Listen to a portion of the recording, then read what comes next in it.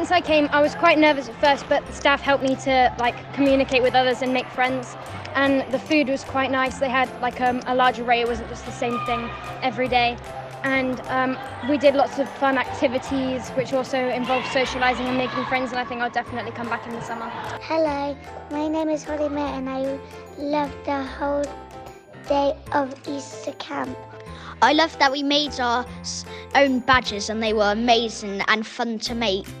I liked all of the fun activities we'd done, and I thought my favourite was the dancing, kind of. Why did you like the dancing? Because it was kind of just like the music and everyone's really just happy. I'm a grandparent, come to pick up my 2 grandchildren, Oscar and Eiley, and they've had an amazing few days at this club. They've come home and they've not stopped talking about it. They've had lots of interesting, exciting things to do, and they seem so stimulated. Normally they would go to a club and they would easily get quite bored, but they've really looked forward to the next day to come along again. So thank you for everyone that's run the club, and hopefully they'll be able to attend in the future.